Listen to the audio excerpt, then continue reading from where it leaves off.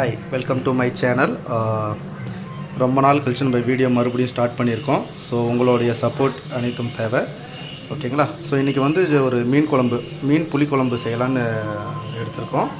தேவையான அளவு மீன், ஸோ வெங்காயம், தக்காளி, பச்சை மிளகா, பூண்டு மட்டும், இஞ்சி இல்லை பூண்டு மட்டும், தேவையான அளவுக்கு புளி, அப்புறம் மசாலாலாம் போட்டுக்கலாம். ஸோ வாங்க செய்முறை எப்படின்னு பார்க்க போகலாம்.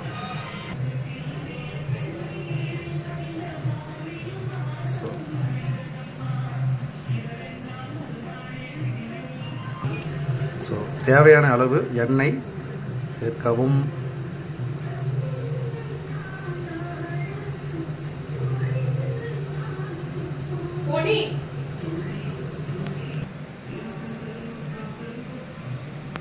எண்ணெய் காஞ்சவனே அதில் வந்து அந்த பஞ்சு பூரன்றது, அதாவது வெந்தயம், சோம்பு, கருஞ்சீரகம், ஸோ அனைத்தையும் கொஞ்சம் கொஞ்சம் சேர்த்து லைட்டாக எண்ணெயில் இது வறுத்துக்கலாம்.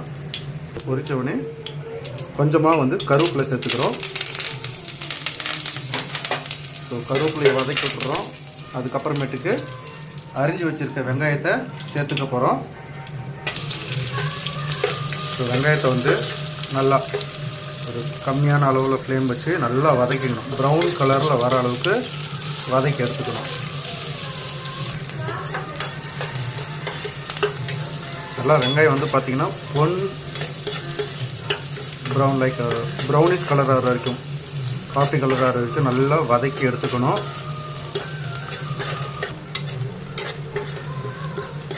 ஸோ நல்லா அப்படியே வரவில் வந்துட்டு இருக்குது. நல்லா அப்படியே ப்ரௌனிஷ் கலராக வர வரைக்கும் நல்லா வதக்கிக்கணும்.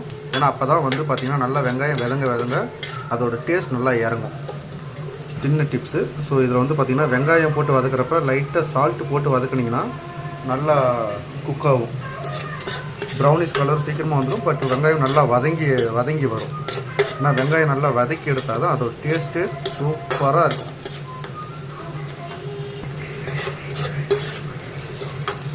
நல்லா பொண்ணு வந்துட்டுருக்குது. ஸோ அரிஞ்சு வச்சுக்கிட்ட பச்சை மிளகாயும் போட்டுக்கலாம்.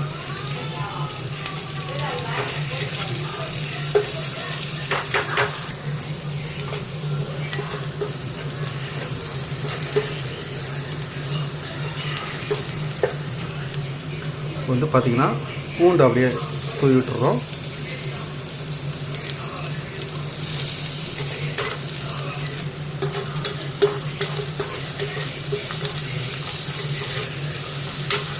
ஸோ பூண்டோட அந்த பச்சை வாடை வர அளவுக்கு நல்லா வதக்கிட்டு அதுக்கப்புறம் நறுக்கி வச்சுருக்க தக்காளியை இதோடு சேர்த்து நல்லா வதக்கி எடுக்கணும்.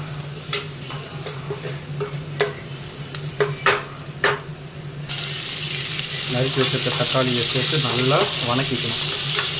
தக்காளி எல்லாம் சேர்த்து நல்லா வதக்கிறதுக்கப்புறமேட்டுக்கு மசாலாலாம் போட்டு பச்சை வாடை போகிற அளவுக்கு, எப்பயுமே எது வதக்கினாலும் அந்த பச்சை வாடை ஃபுல்லாக போயிடணும். அப்படின்னா தான் வந்து நல்லா வரும். ஸோ தக்காளி நல்லா வதக்கி அந்த ஜூஸியாக மிக்ஸ் ஆகிற வரைக்கும் வதக்கி விடணும். நல்லா வதக்கி எடுத்த எல்லா மசாலாவையும் வந்து மிக்ஸி ஜாரில் போட்டு லைட்டாக ஒரு ஓட்டிக்கலாம். ஏன்னா அப்போ தான் திக் கிரேவியாக வந்து நம்மளுக்கு வரும்.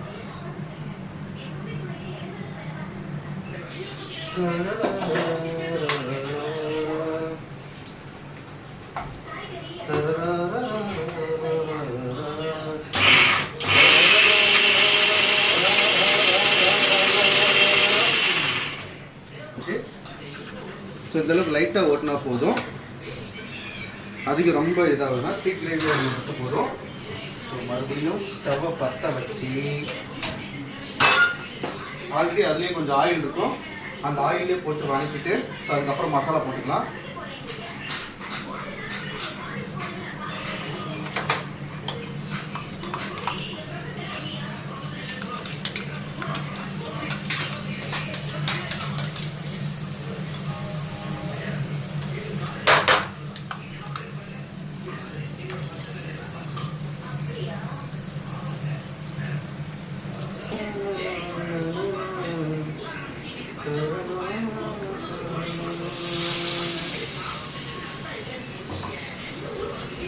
சொல்ல மிக்சியில் நல்லா எடுத்ததை எண்ணெய் சூடானோடனே அதில் போட்டு நல்லா கலந்து விட்டு லைட்டாக கொதிச்சதுக்கு அப்புறமேட்டுக்கு நம்மளுடைய மசாலா வீட்டில் அரைச்ச மிளகாத்தூள், கொத்தமல்லி தூள், மஞ்சத்தூள் மூணையும் சேர்த்து உப்பு போட்டு நல்லா கொதிக்க வச்சு பச்சை வடை போகிற அளவுக்கு நல்லா கொதிக்க வச்சிடும்.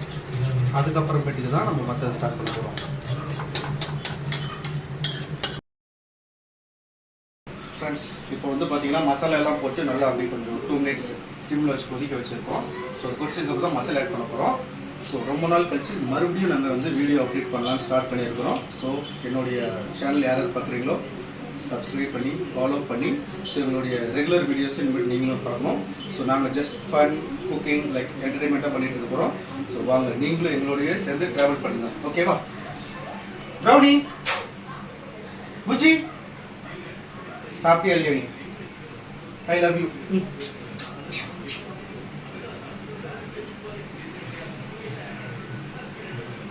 வீடியோக்கு போஸ்ட் கொடுக்குறாங்க. செல்லக்குட்டி செல்லக்குட்டி ஐ லவ் யூ.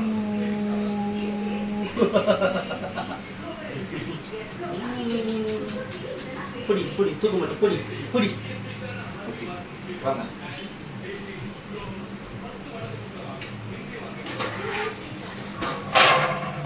நல்லா அப்படியே பாயிலாகி வருது. ஓகே, நல்லா வெந்துருச்சு. ஸோ இப்போ இதில் வந்து மசாலா ஆட் பண்ண போகிறோம்.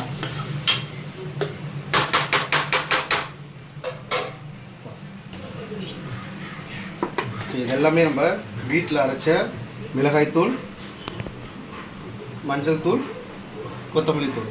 ஸோ இதெல்லாமே எங்கள் அம்மாவோட ஸ்பெஷல், வீட்லேயே அரைச்சி கொடுத்தது எங்களுக்கு எப்பயுமே.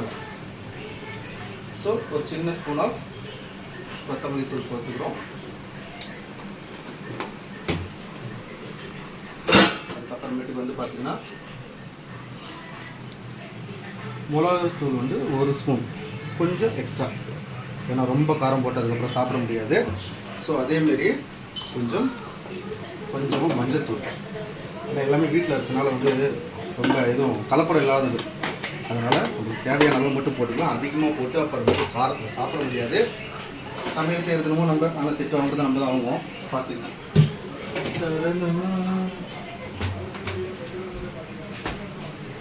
இதெல்லாம் போட்டது போக ப்ளஸ் தேவையான அளவு உப்பு, இதுதான் முக்கியம்.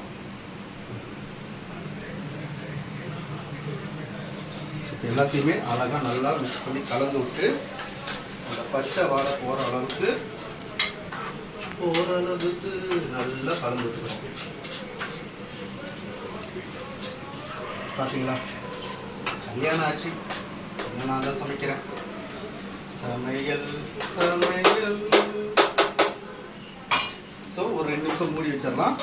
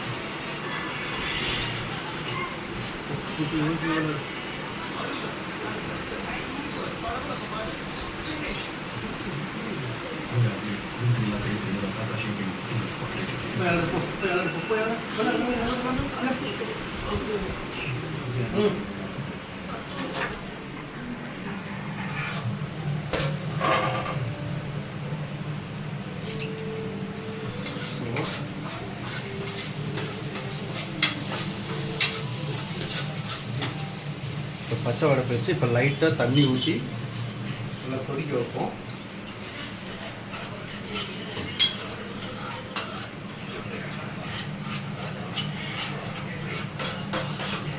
ஸோ இது கொதிக்கிற டைமில் நம்ம ஊற வச்ச புளியை வந்து நல்லா கரைச்சி எடுத்துக்கலாம். கொஞ்சம் வார்ம் வாட்டரில் வந்து வச்சிங்கன்னா நல்லா கலக்கிறதுக்கு வசதியாக இருக்கும்.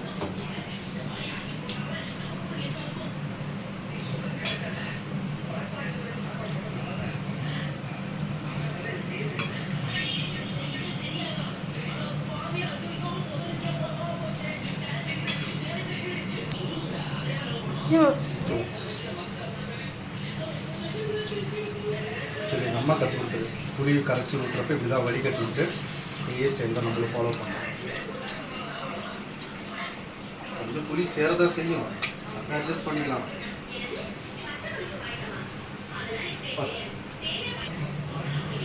ஸோ இப்போ புளி தண்ணி நல்லா கரைசலில் சேர்த்தாச்சு, சேர்த்து நல்லா கிண்டி விட்டாச்சு. சால்ட் எல்லாமே தேவையான அளவு கரெக்டாக போட்டாச்சு. இப்போ வந்து இது நல்லா கொதிக்க வைக்கிறோம். ஏன்னா அந்த புளி கரைச்சி ஊற்றுனது வந்து நல்லா கொதிச்சா தான் அந்த டேஸ்ட் சூப்பராக வரும். ஸோ சிம்மில் வச்சு நல்லா கொதிக்க வைக்கிறோம். ஓகேங்களா? ஸோ இப்போ நல்லா கொதித்து வந்தோடனே இதில் வந்து நம்ம வாஷ் பண்ணி வச்சுருக்க ஃபிஷ்ஷை ஆட் பண்ணிடலாம். மீனை நல்லா ஆட் பண்ணி விட்டு கொதிக்க வச்சோம்னா மீன் குழம்பு ரெடி.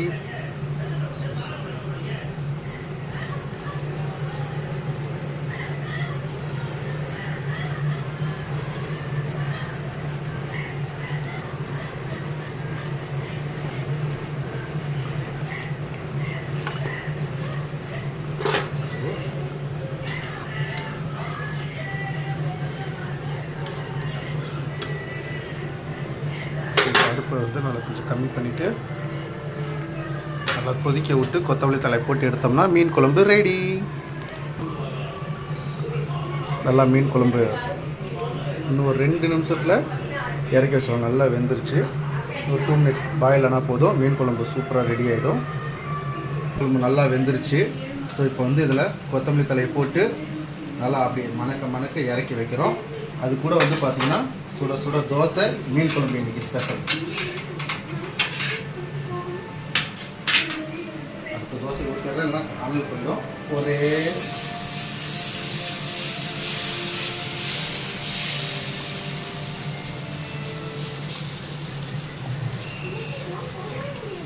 ஆகட்டும். ஸோ கொத்தமல்லி தலையை நல்லா எடுத்து அலசி வச்சுருக்கோம். ஸோ கொத்தமல்லியை வந்து நல்லா அலசி, ஏன்னா கொத்தமல்லி நிறையா இருக்கும். ஸோ கொத்தமல்லி தலையை போட்டு கம்மன்ட்டு மீன் குழம்பு ரெடி. மீன் புளிக்குழம்பு ரெடி. அது கூட வந்து பார்த்தீங்கன்னா தோசை வித் மீன் புளிக்குழம்பு இன்றைக்கி ஸ்பெஷல். ஸோ இதேமாரியே வந்து ரெகுலர் வீடியோ அப்டேட் பண்ணுவோம். ப்ளீஸ் சப்போர்ட் பண்ணுங்கள், லைக் பண்ணுங்கள், ஃபாலோ பண்ணுங்கள், சப்ஸ்கிரைப் பண்ணுங்கள். மீண்டும் அடுத்த வீடியோவில் சந்திப்போம். பாய் பாய்.